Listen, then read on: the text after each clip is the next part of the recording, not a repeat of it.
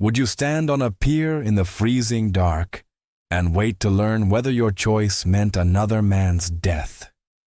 April 18, 1912, Pier 54, New York.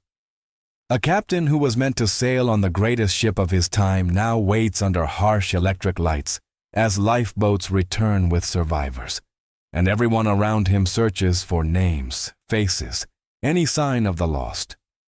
A sudden family emergency kept him ashore. A replacement officer took his berth. Tonight, among the blankets and broken luggage, someone holds a small, waterlogged scrap that could name him or destroy him. This is a dramatized story inspired by real historical events, and in the next minutes I'll take you through that cold night, the secret that shadowed a life, and why one photograph became a private verdict. Before we begin, if you care about careful, respectful stories that dig beneath headlines, please subscribe, hit like, and tell us which city you're watching from. Your support helps us keep researching and telling these dramatized human stories with the care they deserve. This photograph was found in a sealed envelope marked "Never to be opened" in the personal effects of Captain Harold Westbrook, discovered only when his granddaughter cleaned out his New York apartment in 1987. But look closely at his face in this image. That is not the expression of a man waiting for survivors. That is the face of a man counting the dead. And what he knew in that moment, standing alone on Pier 54 in the freezing April darkness, would destroy him in ways no one could imagine. April 18th, 1912. 9:47 p.m.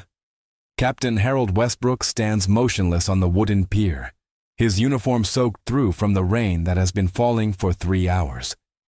Behind him, the city of New York buzzes with a chaos of reporters, families, and curiosity seekers. But Harold does not turn around. His eyes are fixed on the black water of the Hudson River, watching for the small boats carrying survivors from the Carpathia, the ship that rescued those who escaped the Titanic. The photograph captures him in profile, illuminated only by the harsh electric lights of the pier, his shadow stretching long and dark across the wet planks. But what the photograph cannot show is what Harold is really waiting for, or more precisely, who he is, terrified, will not return. Based on Captain Harold Westbrook's personal diary, archived by his family.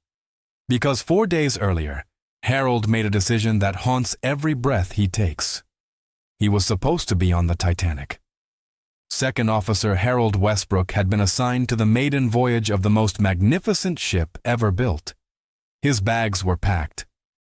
His wife, Catherine, had sewn a new stripe onto his uniform herself, her fingers trembling with pride. Their daughter, Emma, only 6 years old, had drawn him a picture of a big ship with the words, "Come home safe, Papa," written in crooked letters. He had tucked that drawing into his jacket pocket, right over his heart, and promised her he would keep it there the entire voyage. But then came the telegram. March 28th, 1912. His younger brother Thomas, a fellow officer, had been in a terrible accident in Liverpool. Crushed leg, infection spreading. The doctor said he had days, maybe a week. Harold stood in his bedroom holding that telegram, looking at his wife, looking at his packed trunk, looking at that drawing from Emma. And he made the choice that would save his life and destroy his soul. He sent a telegram to the White Star Line. Family emergency, unable to sail, request replacement. Within hours they found someone eager to take his place. A young officer named James Moody, 24 years old, who saw this as his big break. White Star Line personnel records confirmed the last-minute substitution. Harold traveled to Liverpool, sat by his brother's bedside, held Thomas's hand as the fever raged, and 4 days later, Thomas opened his eyes, smiled weakly, and whispered, "You are going to miss your big voyage, brother." Harold forced a smile and lied. There will be other ships. But by then, the Titanic had already left Southampton. By then, it was already too late. April 15th, 1912. 2:47 a.m. Harold was asleep in his brother's spare bedroom when the pounding on the door jolted him awake. A messenger boy, breathless, soaking wet from the rain. "Captain Westbrook?" "Sir, there has been an accident. The Titanic. Sir, she has gone down." Harold remembers the exact sensation of those words hitting him, like a physical blow to the chest, like all the air being sucked from the room. He remembers Catherine's scream from the bedroom.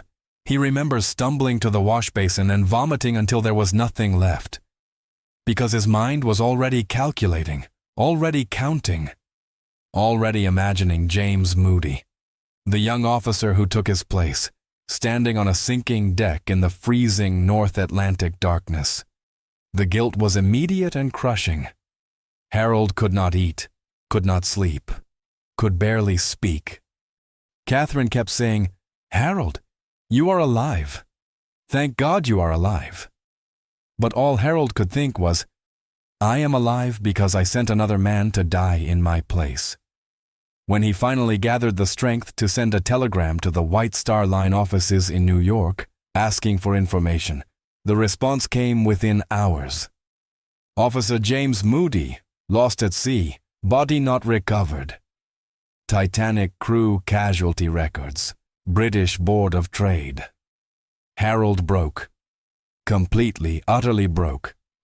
He told Catherine he had to go to New York, had to be at the pier when the survivors arrived, had to see with his own eyes, had to know who made it, who did not. Catherine begged him not to go. "Harold, what good will it do? You cannot change what happened." But Harold was not looking for redemption. He was looking for confirmation of his damnation, because there was something Catherine did not know, something no one knew. James Moody was not the only person Harold had condemned. Harold's best friend, Chief Officer William Murdoch, was on that ship. They had served together for 8 years. William was the godfather to Emma, the man who had stood beside Harold at his wedding, the man who knew every secret, every fear, every dream. And Harold had written William a letter 2 weeks before the voyage. A letter saying, "I cannot wait to sail with you again, my friend. This will be the journey of a lifetime."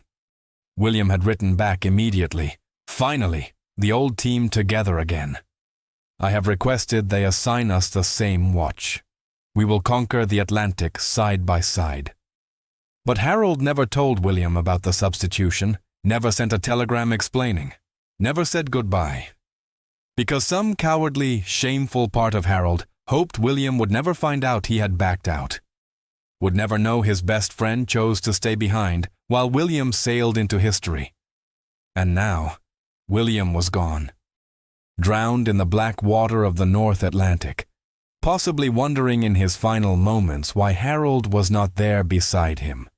Personal correspondence between Westbrook and Murdoch, family archives. So now Harold stands on Pier 54 waiting. The Carpathia is due to arrive any minute with 705 survivors.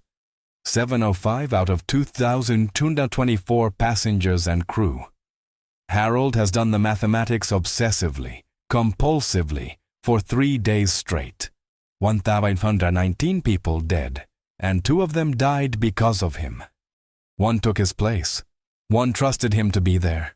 Both are gone because of choices Harold made. But there is something worse. Something that makes Harold's hands shake as he grips the pier railing so hard splinters dig into his palms. There is a chance, small but real, that someone on those lifeboats knows the truth. Knows that Harold Westbrook was supposed to be on the Titanic. Knows he abandoned his post. And if that truth comes back on those boats, if someone stands on this pier and points at Harold and says the words he fears most, then his life is over. His career destroyed, his family shamed. Everything he has built will crumble. The boats are coming now. Harold can see the lights in the distance, and his heart is a hammer in his chest because he knows that in the next hour he will learn if he is a coward who lives or a coward who is exposed. What he does not know yet, what he cannot possibly imagine, is that the truth waiting for him on those boats is so much more devastating than anything he has prepared for. Because someone did survive. Someone who knows exactly what Harold did. And they have been waiting 4 days in the freezing Atlantic, burning with one single purpose: to make sure Harold Westbrook never forgets the price of his choice. To understand what Harold feels as those lifeboats approach, you have to understand who he was before that telegram arrived. Before the guilt. Before the ghost of James Moody began haunting his dreams. Harold Westbrook was not born into maritime life. He came from money, from Manhattan society, from a world of dinner parties and expectations. His father, Edmund Westbrook, owned a shipping insurance company and expected his son to follow him into the business. Safe, respectable, boring. But Harold had stood on the docks as a boy, watching the great ships come and go, and felt something wild and desperate calling to him. At 19, against his father's fury and his mother's tears, Harold left home with nothing but a single suitcase and signed on as a deckhand on a cargo vessel bound for Liverpool. Birth records and shipping manifests, New York Municipal Archives. The work was brutal. The pay was almost nothing. The conditions were medieval. But Harold loved every miserable second of it. He loved the way the ship moved beneath his feet, loved the vastness of the open ocean, loved the sense of purpose, of brotherhood, of being part of something greater than himself. He worked his way up year by year. Deckhand to able seaman to third mate to second mate. He earned his captain's license at 28, one of the youngest officers in the merchant fleet. He met Catherine at a union social in Liverpool, a schoolteacher with sharp eyes and a sharper wit who saw through his bravado to the lonely boy underneath. They married 3 months later. Emma was born a year after that, and suddenly Harold had something more precious than the sea, a reason to come home. But the sea does not let you go easily. Harold's career took him away for months at a time. Catherine raised Emma mostly alone, writing Harold long letters about their daughter's first words, first steps, first day of school. Harold would read those letters over and over in his cabin, homesick and guilty and desperate for a posting that would keep him closer to shore. When the White Star Line offered him the position on the Titanic, it seemed like Providence. One magnificent voyage, enormous prestige. And then the company promised a permanent position on the transatlantic run. Regular crossings, home every few weeks. A chance to finally be the father and husband he wanted to be. William Murdoch had convinced him to take it. They were drinking whiskey in a Liverpool pub, and William had grabbed Harold's shoulders and said, "This is it, Harold. This is the ship that changes everything for us. After this voyage, we will be legends. Our families will never want for anything." Harold had laughed, already half drunk, already dreaming. 2 legends, he had toasted. William had grinned and replied, "To coming home heroes." Survivor testimonies and crew member accounts, British inquiry into the loss of the Titanic. Now Harold stands on this pier, knowing that William will never come home at all. The guilt is not a feeling. It is a physical presence, a weight pressing down on Harold's chest, making every breath a conscious effort. He has not slept more than an hour at a time since he got the news. Every time he closes his eyes, he sees William's face, sees James Moody's eager young expression when they met briefly at the White Star offices, sees the Titanic slipping beneath the black water, taking them both down into the freezing dark. Catherine traveled to New York with him, but she is back at the hotel now with Emma. Harold could not bear to have them see him like this. Could not bear to have Emma ask why Papa looks so sad. The truth is, Harold does not know if he will ever be able to look his daughter in the eye again. Because children believe their fathers are heroes, and Harold is a coward who let another man die in his place. The first lifeboat is approaching the pier now. Harold can see the faces in the harsh electric light. Women mostly, children wrapped in blankets. A few men, looking hollow-eyed and destroyed. The crowd behind Harold surges forward, desperate, calling out names. Sarah, Sarah, are you there? My son. Has anyone seen my son? The sound is a wave of anguish that crashes over everything, and Harold has to close his eyes against it. But then he hears a voice, clear, cold, cutting through the chaos like a knife. Captain Westbrook. Harold's eyes snap open. Standing at the edge of the lifeboat, being helped onto the pier by two dock workers, is a woman, maybe 30 years old, dark hair plastered to her skull, dress torn and filthy, but her eyes are alert, focused, fixed directly on Harold. She knows. Harold feels his entire body go cold. His mouth goes dry. He wants to run, wants to disappear into the crowd, but his legs will not move. The woman walks toward him slowly, steadily, never breaking eye contact. The crowd parts for her without even realizing they are doing it. And when she is standing directly in front of Harold, close enough that he can see the broken blood vessels in her eyes from the cold, she speaks in a voice only he can hear. You were supposed to be there. Harold cannot speak, cannot breathe. His worst fear, materialized in flesh and blood, standing before him with the weight of 1,119 dead souls in her eyes. Do you know who I am, Captain? The woman asks. Harold shakes his head mutely. My name is Grace Moody, she says. And Harold feels the world tilt beneath his feet. James Moody was my brother, my baby brother. 24 years old. He sent me a telegram the day he got your position on the Titanic. Do you know what it said, Captain? Harold cannot respond. His throat has closed entirely. Grace reaches into a pocket of her ruined dress and pulls out a small, waterlogged piece of paper, unfolds it with trembling fingers, reads aloud in that same cold, level voice. Grace, I have been given the most incredible opportunity. Second officer position on the Titanic. A man named Westbrook had to withdraw for family emergency. His loss is my gain. This is my chance to prove myself. I will make you proud. Your loving brother, James. Personal effects logged by Carpathia crew, later archived by survivors' families. Grace looks up from the telegram. He was so happy, Captain. So grateful. He wrote Mama, too. Said this was going to change our lives. We are a poor family, Captain. James sent almost all his pay home to us. To me, to Mama, to our little sister who needs an operation we cannot afford. James was going to save us. And then your ship hit an iceberg, and my brother died in the freezing water. And I watched from Lifeboat 6 as the Titanic went down, and do you know what I thought, Captain? I thought, I hope Officer Westbrook is helping people.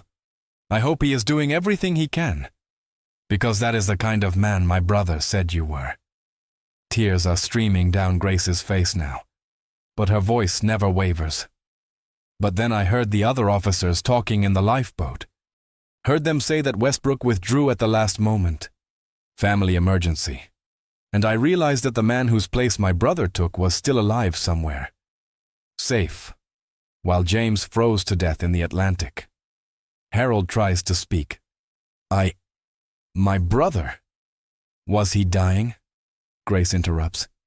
He was. The doctors said. Is he dead now, Captain?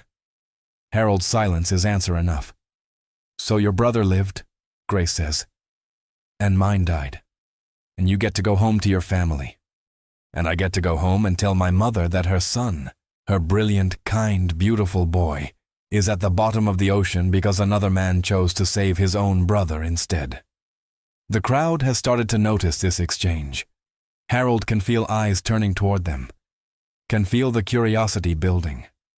And he knows with absolute certainty that if Grace Moody decides to tell everyone here what happened, his life is over. But Grace does not raise her voice, does not accuse. Instead, she leans in close and whispers, I am not going to destroy you, Captain. Do you know why? because living with what you did is going to be so much worse than anything I could say. You are going to wake up every morning knowing my brother died because of you. You are going to see his face every time you close your eyes. You are going to live a long, miserable life, and every happy moment you have with your family is going to be poisoned by the knowledge that you stole those moments from James, from William Murdoch, from all of them. She pulls something else from her pocket, a photograph, hands it to Harold with shaking fingers. That is James. I want you to keep this. I want you to look at it every single day. I want you to remember. Harold takes the photograph with numb fingers, looks down at the young man's face, the eager smile, the bright eyes, the future that will never happen. Grace turns to walk away, but then stops, looks back over her shoulder. Your daughter, Emma, is that her name? Harold's blood turns to ice. James had a little sister too. She is 6 years old, the same age as your Emma. Her name is Lily, and she loved James more than anything in the world. She does not know yet that he is dead. Mama cannot bring herself to tell her. So when you go home tonight and hold Emma and feel grateful that you are alive, I want you to think about Lily. I want you to imagine how she is going to cry when she finds out her big brother is never coming home. And I want you to know that you did that. You put that pain in the world. And then Grace Moody walks away into the crowd, and Harold stands alone on the pier with a photograph of a dead man in his hands, and the weight of 1,519 souls pressing down on his chest. And he knows with absolute certainty that he will never be free of this moment. What Harold does not know yet is that Grace Moody is not the only survivor who knows his name. What he does not know is that William Murdoch, his best friend, his brother in every way that matters, spent his final moments on the deck of the Titanic doing something that will haunt Harold for the rest of his life. And the truth is coming toward him right now, in the next lifeboat in the form of a woman who watched William die and heard the last words he spoke before the water took him. Harold stands frozen on the pier, Grace Moody's words still echoing in his skull, when the second lifeboat begins to unload. His hands are shaking so badly he has to shove them into his pockets. The photograph of James Moody is clutched against his chest, like a brand burning through his uniform, searing into his skin. He should leave, should disappear into the crowd before anyone else recognizes him, but something keeps him rooted to the spot. Some masochistic need to absorb every bit of pain, to collect every piece of evidence against himself. That is when he sees her. A woman in her 50s, wrapped in blankets that do not hide the fact that her expensive dress is destroyed. She moves with the careful precision of someone in shock, being guided by a Red Cross volunteer. But her eyes are scanning the crowd, searching, and when they land on Harold, she stops cold. You, she says, not loudly, not accusingly, just a statement of fact. You are Harold Westbrook. Harold wants to deny it, wants to lie, but the words won't come. The woman walks toward him, the Red Cross volunteer forgotten. As she gets closer, Harold can see the exhaustion etched into her face, the way her lips are still faintly blue from the cold. The haunted look in her eyes that he has seen in every survivor's face tonight. My name is Margaret Harper, she says. I was in Lifeboat 8. I was on the Titanic because my husband was a banker traveling to New York on business. He did not survive. Her voice cracks slightly but holds. But before I got into the lifeboat, I stood on the deck. I watched the officers trying to maintain order. I watched them loading women and children. And I watched Chief Officer William Murdoch work until the very last moment. Survivor Margaret Harper's testimony, United States Senate inquiry into the Titanic disaster. Harold's legs nearly give out. William, he whispers. He saved my life, Margaret says simply. He physically lifted me into the lifeboat when I was too terrified to move. And as he did, I told him thank you. And do you know what he said? he said. "Tell my wife and daughter I love them, and tell Harold Westbrook I forgive him." The words hit Harold like bullets, one after another, punching holes in his chest. "I did not understand," Margaret continues. "I asked him what he meant. But he was already moving away, helping another woman, shouting orders. And then," she closes her eyes, "then we rowed away, and I watched the ship go down, and I watched William Murdoch standing on the deck as the water rose. He did not try to save himself. He stayed at his post until the end. And the last thing I saw before the darkness took the ship was him looking out at the lifeboats, looking for someone. I think he was looking for you, Captain." Harold is crying now. Openly, helplessly crying in front of this stranger, in front of the crowd, in front of God and everyone. Because William knew about the substitution, knew Harold had withdrawn. And in his final moments, with the freezing Atlantic rising around him, William thought of his friend and offered forgiveness that Harold will never, ever deserve. "He saved 150 people that night," Margaret says quietly. "I counted. I asked every person in my lifeboat who helped them." "Almost all of them," said Chief Officer Murdoch. "He could have gotten into a lifeboat. There was space in at least 2 of them. But he stayed. He chose to stay." She reaches out and touches Harold's arm. "I do not know what happened between you two. I do not know why he wanted me to tell you he forgave you. But I promised him I would find you if I survived. So I am keeping that promise. William Murdoch forgave you, Captain. Whatever it was, he forgave you." Margaret Harper squeezes his arm once, gently, and then she is gone, being led away by her family, who have found her in the crowd. And Harold is left standing there with 2 truths burning in his mind. William saved 150 people. William forgave him. And Harold will never forgive himself. He stumbles away from the pier, pushing through the crowd, desperate for air, for space, for anything to stop the screaming inside his head. He makes it to a dark alley between 2 warehouses before he collapses against a brick wall and slides down to the ground. Sobs rack his body so hard he cannot breathe, cannot think, cannot do anything but feel the crushing, annihilating weight of what he has done. William forgave him. William, who died helping strangers while Harold slept safe in his brother's spare bedroom. William, who spent his last moments thinking of his coward friend instead of cursing him. William, who saved 150 lives that Harold was supposed to help save. Harold does not know how long he sits there in the dark. Minutes, hours. Time has lost all meaning. But eventually, he feels a hand on his shoulder. He looks up expecting Catherine, but instead sees a man, mid-40s, weathered face, wearing the uniform of a Carpathia crew member. "Captain Westbrook?" the man asks gently. Harold can only nod. "My name is Robert Crane. I am a 3rd officer on the Carpathia. I helped pull survivors from the lifeboats." He crouches down beside Harold. "There is something you need to know. About Chief Officer Murdoch." "Please," Harold whispers. "Please, no more." But Robert continues anyway. "One of the last lifeboats we picked up? Collapsible B. It was overturned.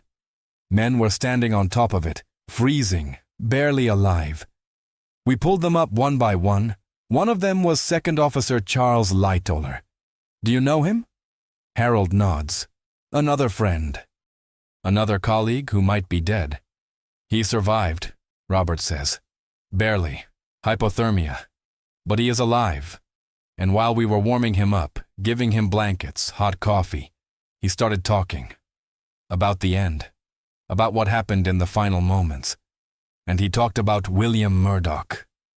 2nd Officer Charles Lightoller's official testimony, both British and American inquiries." Harold closes his eyes, bracing for whatever horror is coming next.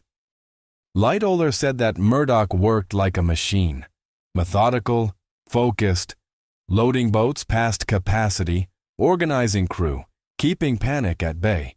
But as the ship started its final plunge, as everyone realized it was over, Lifeboat saw Murdoch take something from his pocket, a letter. He read it quickly, then tucked it back into his jacket. And then, Robert pauses. Then he helped one more person into a lifeboat, a young boy, maybe 12, lifted him up, told him to be brave.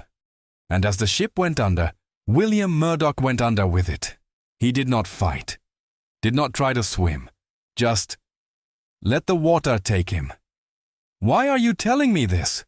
Harold chokes out. "Because Lightoller asked me to find you if you were here.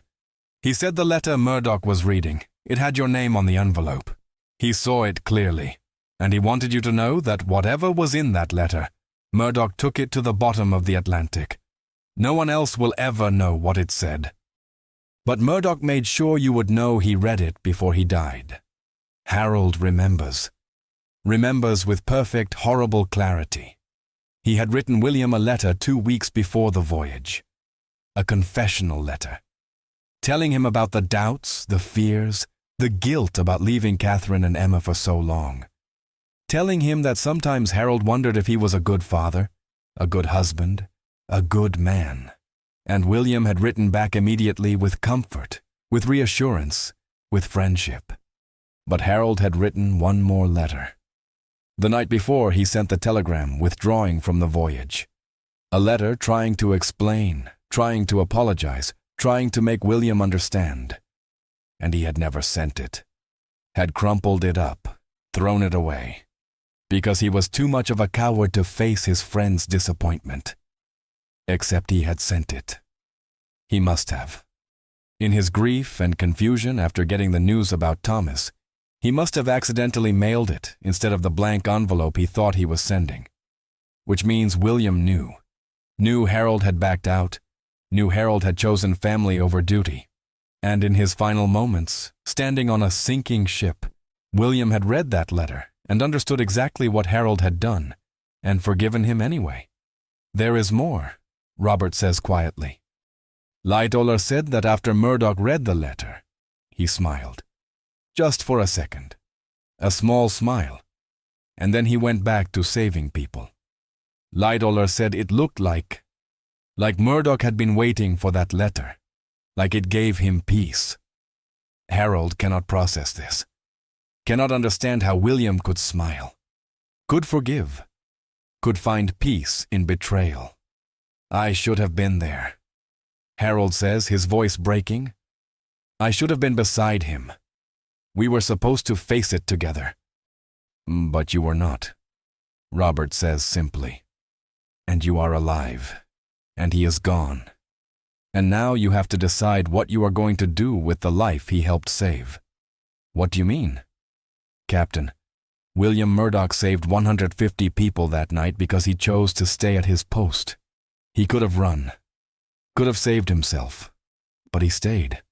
And because of that, 150 families have their loved ones back.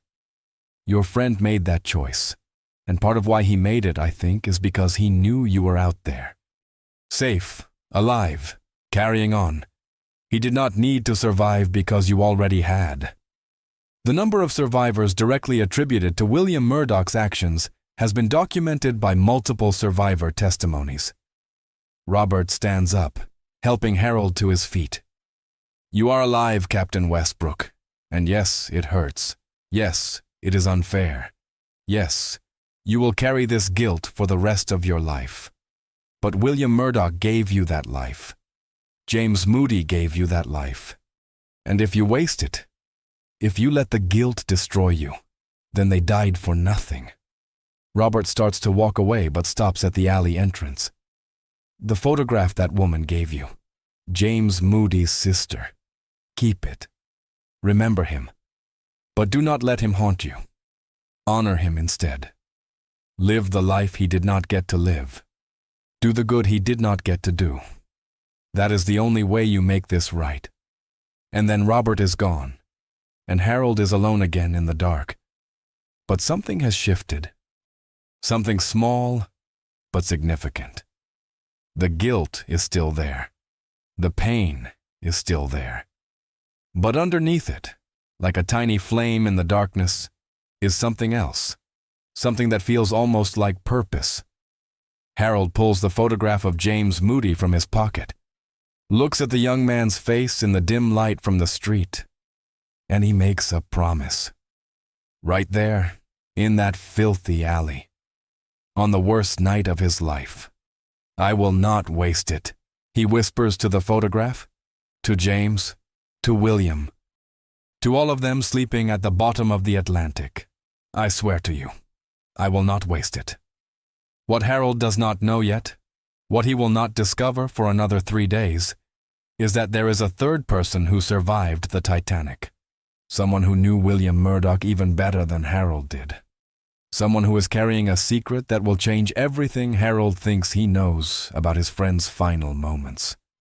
And when Harold finally meets this person, when they tell him the truth about what William Murdoch did in the hour before he died, Harold will understand that some stories are not about guilt or forgiveness. Some stories are about love and sacrifice, and the impossible choices we make when everything is falling apart. Harold does not return to the hotel that night. He cannot face Catherine, cannot face Emma, cannot pretend to be the man they think he is. Instead, he walks miles and miles through the rain-soaked streets of New York, the photograph of James Moody clutched in one hand, William's forgiveness burning in his chest like a coal he cannot spit out. By the time dawn breaks gray and cold over the city, Harold finds himself back at Pier 54. The crowds are gone now.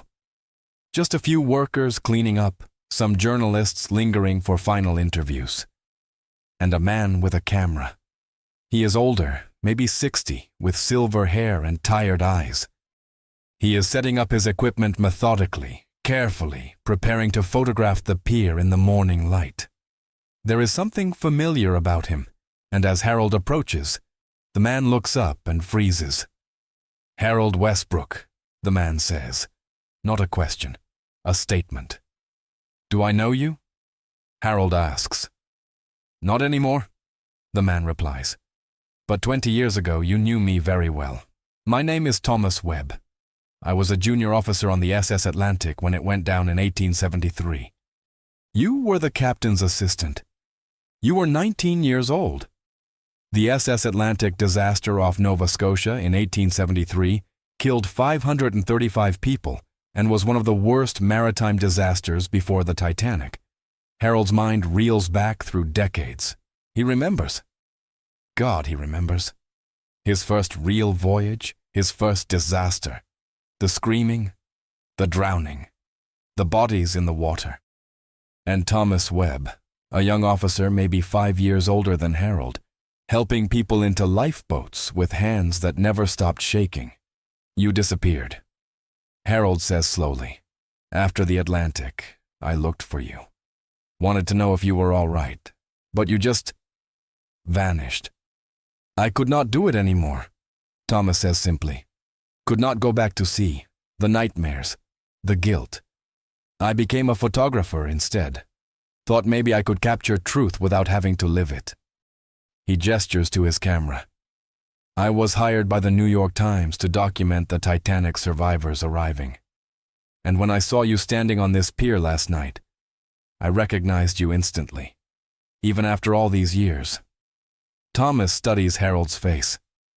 "You were not on the Titanic, were you?" Harold shakes his head.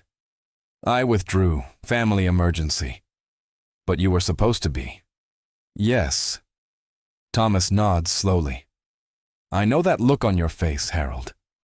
I have seen it in the mirror every morning for 39 years. You are wondering if you are a coward, if you deserve to live when others died. I sent a man to die in my place." Harold says flatly. "I abandoned my best friend. I chose my own life over duty." "You chose family over duty," Thomas corrects. "There is a difference." "Is there?" "2 men are dead because of me." Thomas sets down his camera and walks closer. "After the Atlantic, I made the same calculation you are making now. 535 people died. I lived. Why? What made me special? What gave me the right? And I tortured myself with those questions for years, decades, until I met someone who changed my perspective. Who? A woman named Elizabeth Caldwell. She was on the Titanic, survived on Lifeboat 8, same boat as Margaret Harper, the woman who spoke to you last night. Thomas reaches into his camera bag and pulls out a small notebook. I have been interviewing survivors, collecting stories. And Elizabeth told me something that you need to hear. Elizabeth Caldwell was a real Titanic survivor who gave multiple interviews about her experience. Thomas flips through the notebook, finds the page, and reads aloud. Elizabeth said, "In the lifeboat, as we rowed away, I watched the men on the deck, the officers, the crew, and I realized something terrible and beautiful at the same time. They knew they were going to die. All of them knew. But they kept working, kept loading boats, kept saving people. And I think they did it because they needed to know that their deaths meant something, that someone would survive to remember them, to tell their stories, to make their sacrifice matter." Thomas looks up from the notebook. "Do you understand what she is saying, Harold? William Murdoch and James Moody did not die because of you. They died doing their duty. And yes, you took the position that put James on that ship. Yes, you were supposed to be beside William. But their choices were their own. Murdoch could have gotten in a lifeboat. Moody could have thought only of himself. But they chose to be heroes. And you cannot take that away from them by drowning in guilt." "But Margaret Harper said William was looking for me," Harold says desperately. "In his last moments, he was looking for me." "No," says a new voice. A woman's voice. Harold and Thomas turn. Standing a few feet away is a young woman, maybe 25, with red-rimmed eyes and an expression of determination. "He was not looking for you, Captain Westbrook. He was looking for me." She steps forward. "My name is Charlotte Collier. I was William Murdoch's fiancée." The words hit Harold like a physical blow. Fiancée? But William was married. He had a wife, Ada, back in Southampton. Charlotte's face crumples for a moment before she forces it back into composure. "No, Captain. William was not married. That was a lie he told the White Star Line to seem more settled, more responsible.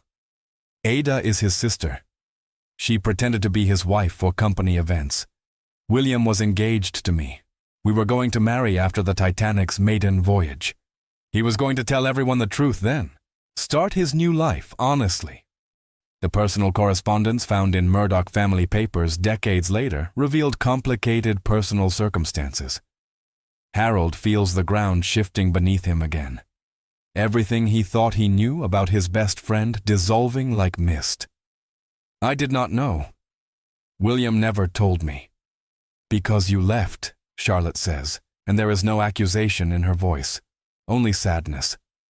"You withdrew from the voyage, and William was devastated. He wrote me a letter the day before the Titanic sailed.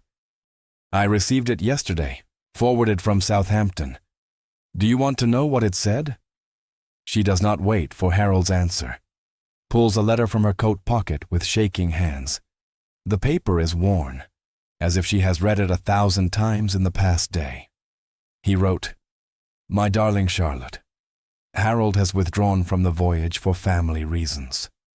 I am heartbroken.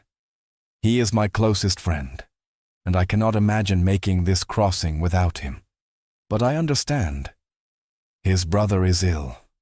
Harold is choosing love over adventure, and I respect that more than I can say. It makes me realize that I have been a coward too. I have been hiding our engagement, hiding my true self, because I was afraid of what people would think. But if Harold can be brave enough to choose what matters most, then so can I. When I return from this voyage, I am going to tell the company the truth about us. I am going to marry you properly, publicly, proudly. Harold has reminded me what it means to put love first." Charlotte's voice breaks. "He did not blame you, Captain. He admired you. Your choice gave him courage to make his own. Harold can barely speak. But he died. He died before he could marry you. Before he could live that honest life. Yes, Charlotte whispers. He died. But he died knowing what mattered. And in the boats, as we rowed away, I saw him on the deck. And Thomas is right. He was not looking for you. He was looking for me. And when our eyes met across that terrible distance, he put his hand over his heart, our signal. It meant I love you. I will always love you. And then the water took him. She wipes her eyes roughly. I am not telling you this to make you feel worse, Captain. I am telling you because you need to understand. William's last thoughts were not about blame or regret. They were about love. He died knowing he was loved, and knowing he had helped save others. That is not a tragedy you caused. That is a gift he chose. Thomas picks up his camera. I want to take your photograph, Harold. Right here, on this pier. The place where the survivors came home. The place where you learned the truth. Why? Harold asks. Because this moment matters. Because 50 years from now, 100 years from now, someone might look at this photograph and wonder about the man standing alone on the pier. And maybe, if we are very lucky, they will understand that history is not about the ships that sink. It is about the people who survive, the choices they make, the guilt they carry, the love that sustains them. Harold looks at Thomas, at Charlotte, at the empty pier behind him where Grace Moody stood, and James Moody's photograph rests in his pocket, and William Murdoch's forgiveness burns in his heart. And he nods. Thomas sets up his camera. Just stand there, natural. Let yourself feel whatever you're feeling. Harold stands at the edge of the pier. Behind him, New York is waking up. The city that will never know the full story. The crowds that have already moved on to the next sensation. The world that keeps turning while 1,519 souls rest at the bottom of the Atlantic. Harold's face is exhausted, haunted. But there is something else there too. Something that looks almost like acceptance. Like the first painful step toward healing. The shutter clicks. One more, Thomas says. And then quietly, Charlotte, stand beside him. Charlotte hesitates, then moves to Harold's side. She does not touch him, does not smile. But her presence says something the photograph will never be able to fully capture. We are the ones who remember. We are the ones who carry them forward. The shutter clicks again. Thank you, Thomas says, already beginning to pack up his equipment.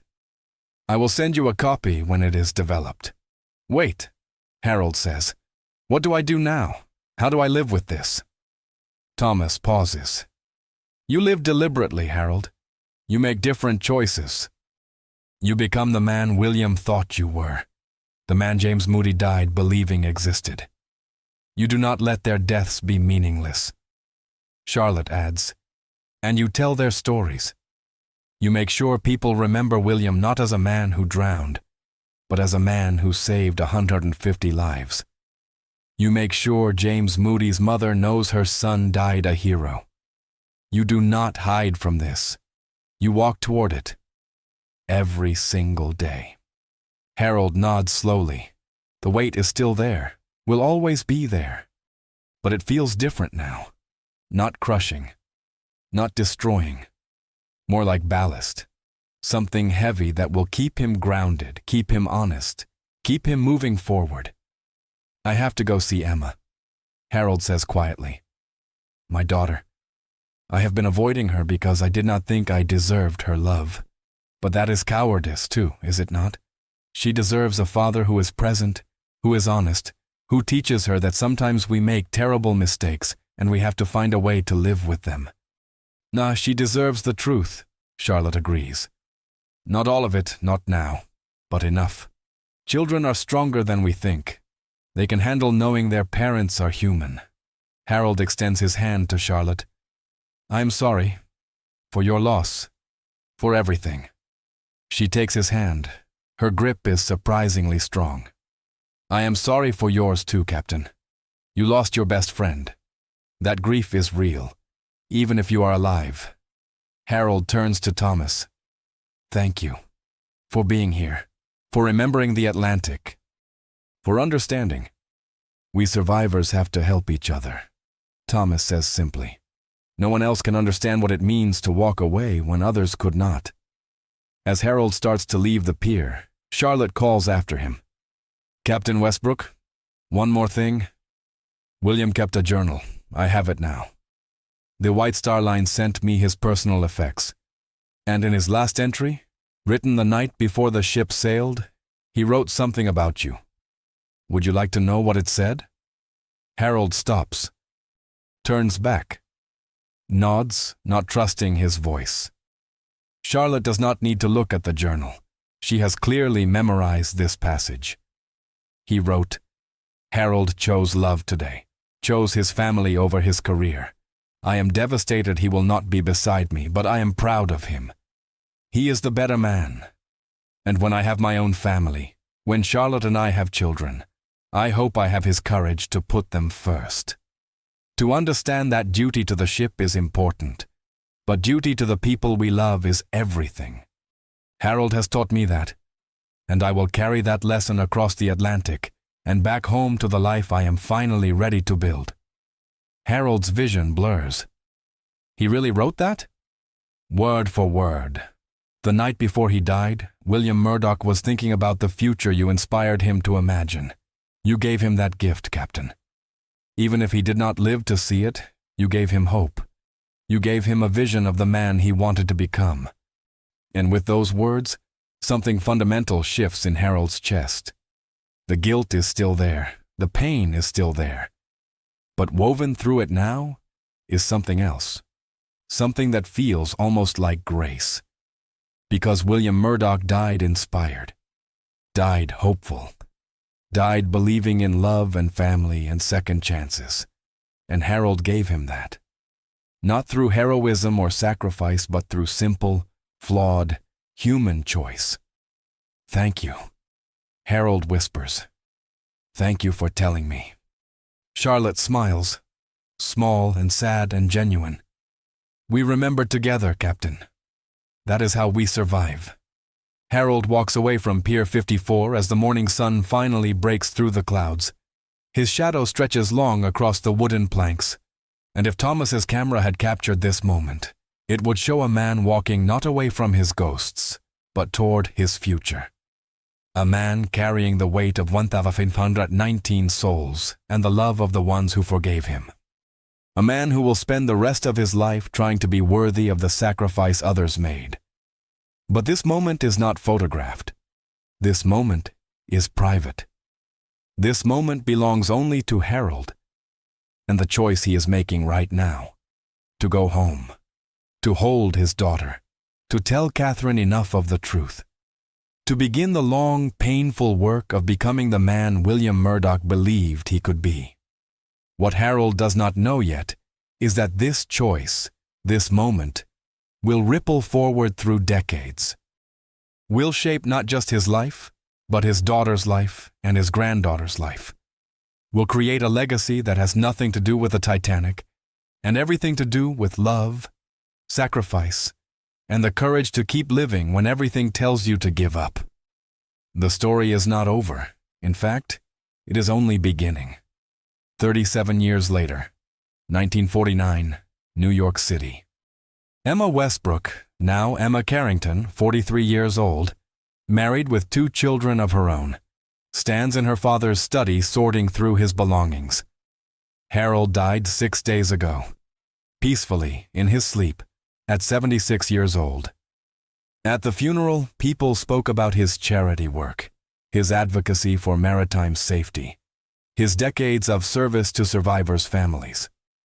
But Emma knows there was something deeper. Something her father carried his entire life that he never fully explained. She opens the bottom drawer of his desk, the one he always kept locked, the one she was never allowed to open as a child. Inside, she finds a wooden box, simple, worn.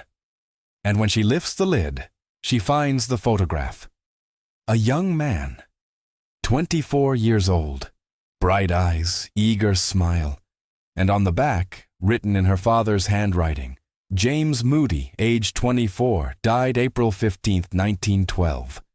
He took my place, I took his life. May I use it well. Emma's hands shake.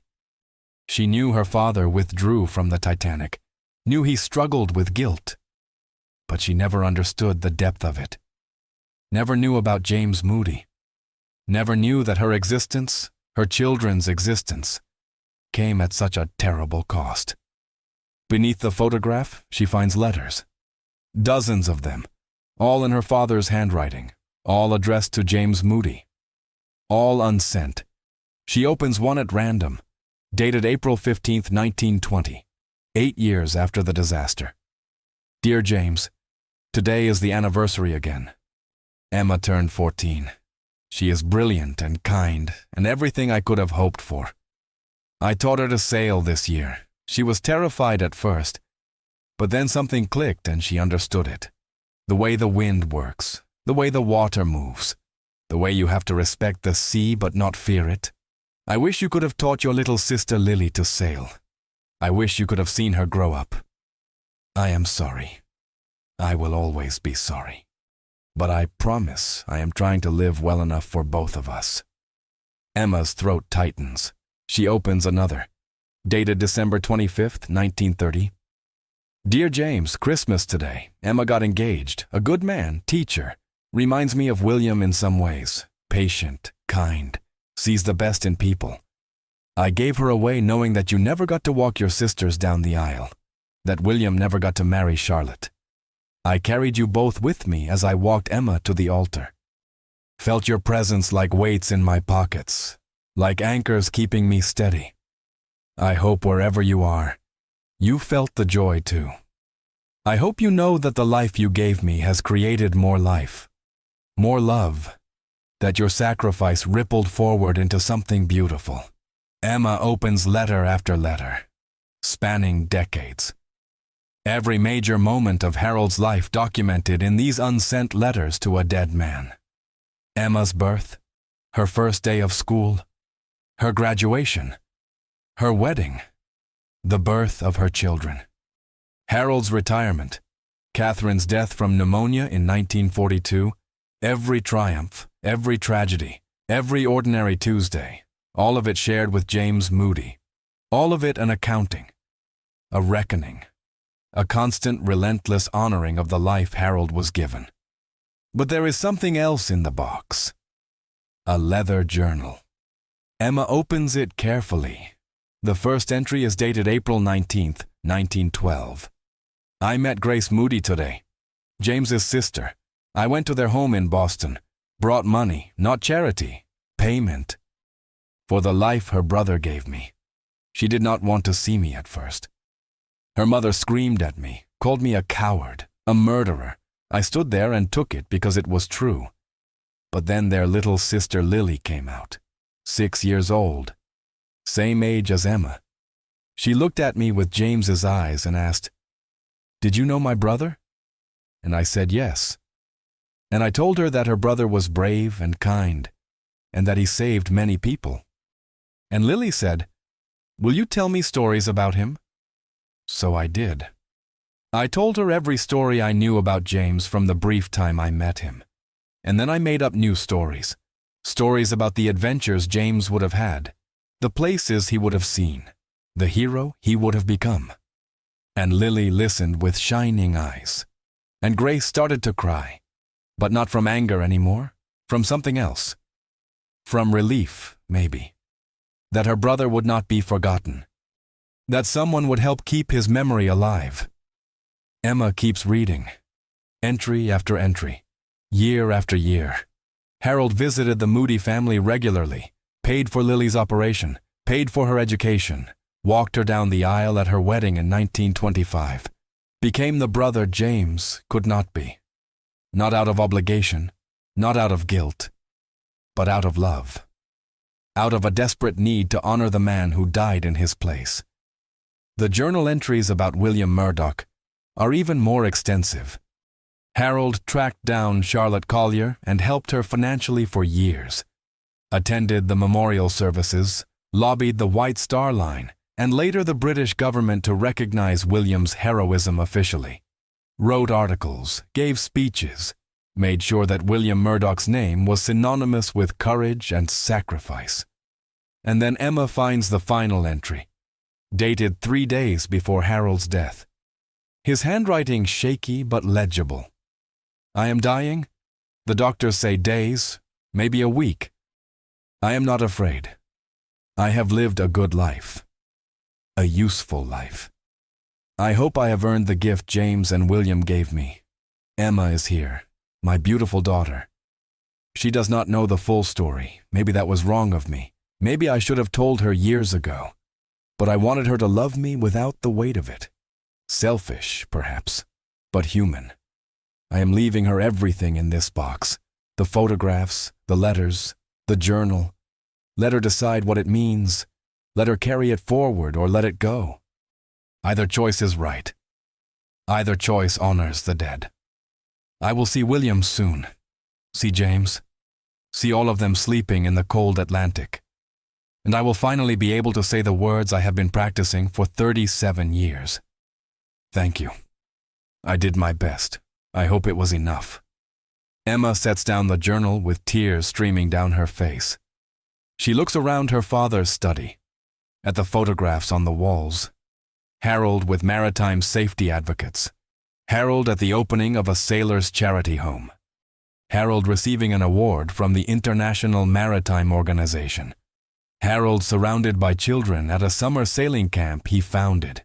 Every single achievement funded by the guilt money Harold set aside from his salary for decades. Every single honor earned through relentless, exhausting effort to be worthy of the life he was given. Her father did not just survive the Titanic.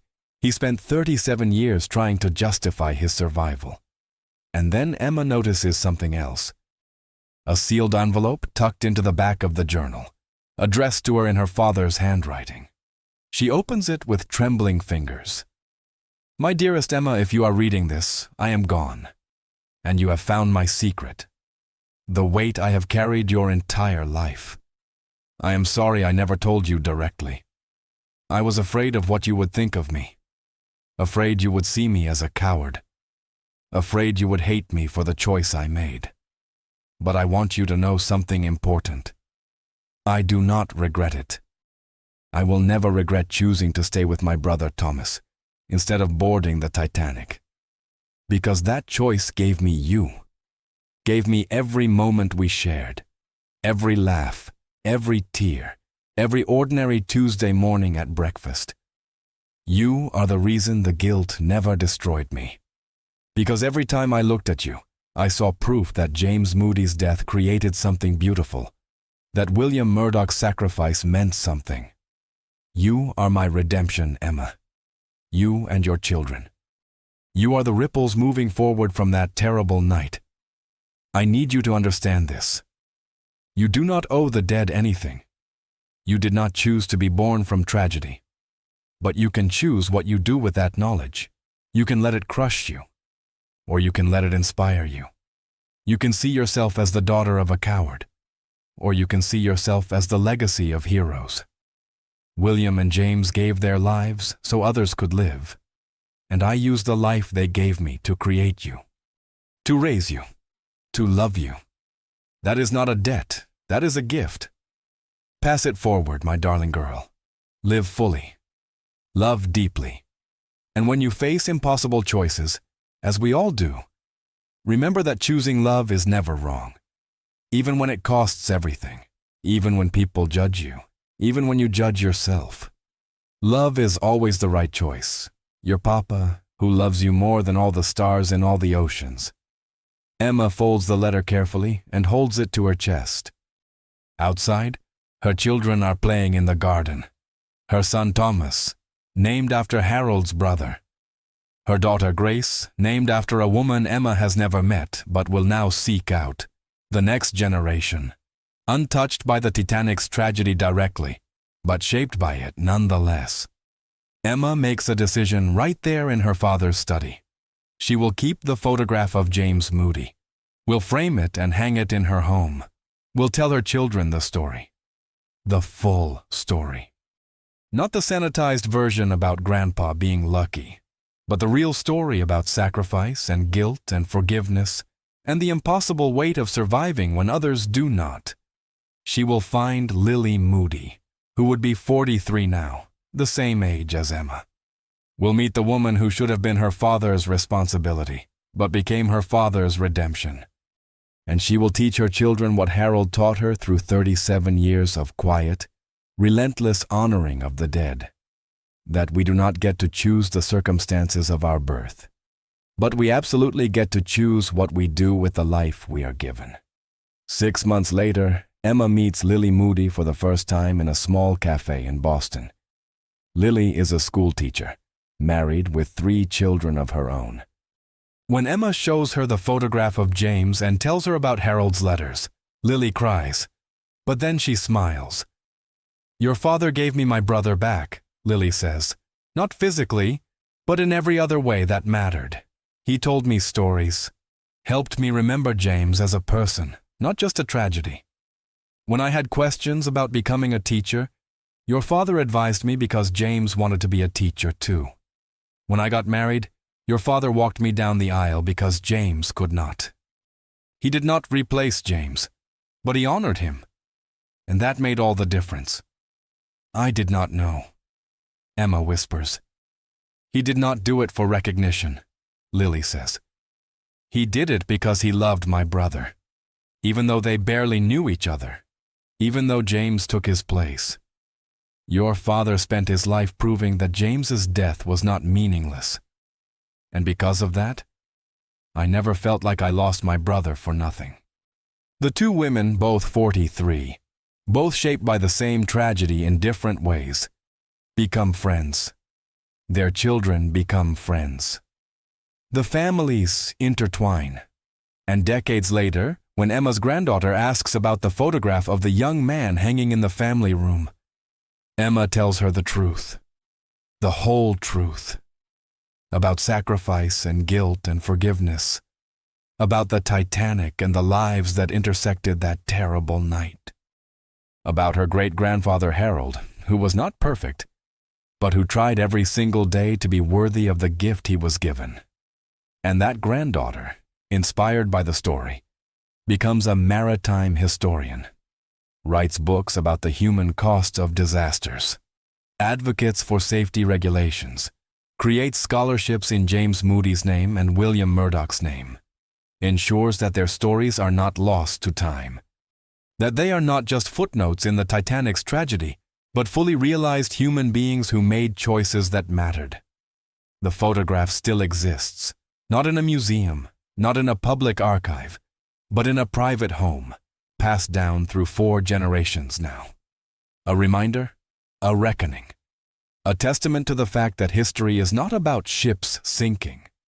It is about the people who survive, the choices they make, the love they carry forward, the way tragedy can be transformed, slowly and painfully, into legacy.